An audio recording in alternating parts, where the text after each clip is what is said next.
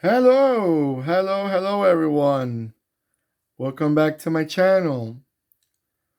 Well, let's see what we got for you right now.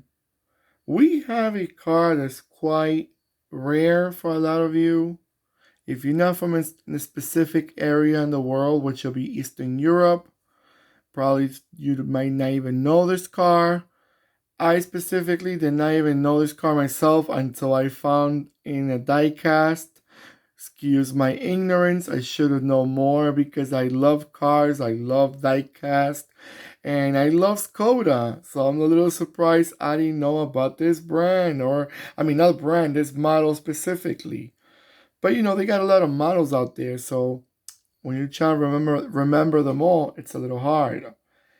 But this is a beautiful 143 scale, mid to late 50s Skoda 440 Spartak.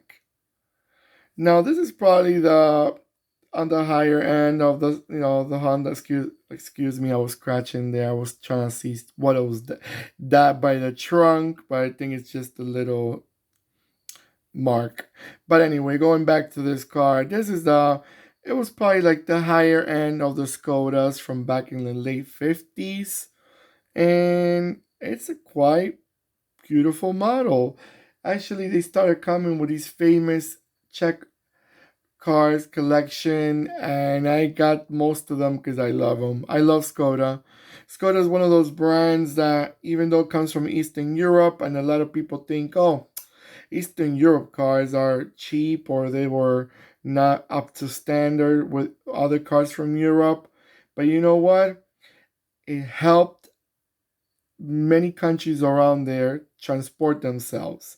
Back in the days, Eastern Europe was very secluded from Western Europe, and not many cars from Western Europe came into Eastern Europe. So these countries they started had making their own brands like a Skoda, Dacia was a copy of the Renault, Otsit was a copy of the Citroën.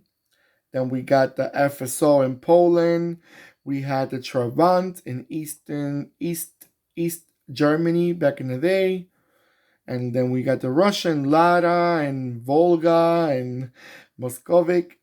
I think I pronounced it correctly. And other brands. So, what I'm trying to say is that it was what they had and it was reliable for them. And let me tell you something, this car right here is very attractive for the 50s.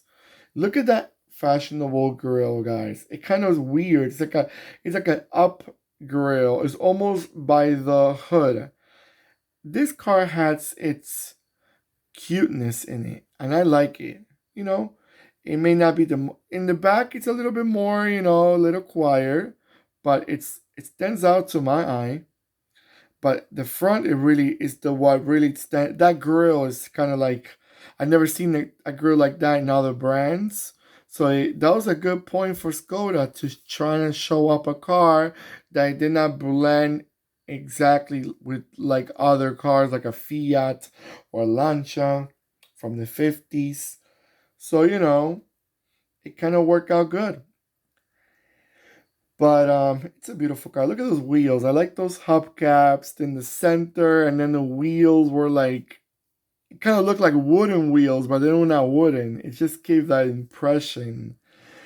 Cute. It's a very cute car. I like it. It's kind of attractive. And look at that big steering wheel. Guys, when it goes around, check out that steering wheel. It's quite big. You may see it now as you're looking through the window. The big white um steering wheel.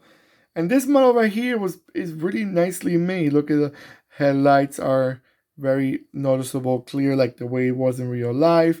That interior, it's gorgeous. Beautiful, beautiful diecast. Alright guys, so I'm gonna let it go around a few times so you can enjoy it and have a nice look at it.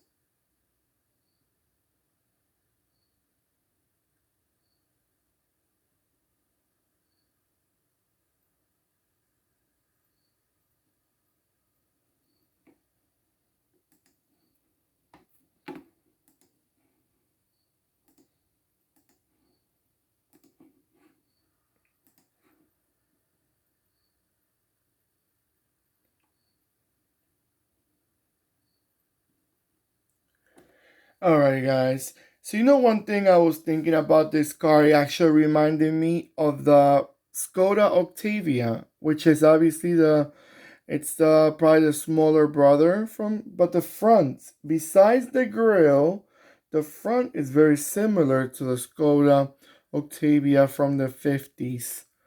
And you know, since it's the smaller brother, I'm not sure which was the bigger brother. I mean, I say the bigger brother. I mean the executive car of that moment for Skoda. Was it the 440 or was the Octavia, guys? Whoever knows, let me know. Another question for you I have, as I always ask, have you seen these cars in your country? Besides like Eastern Europe, which I'm sure probably in Eastern Europe you more or less got to see, maybe in some countries more than others, but you most likely got to see them already.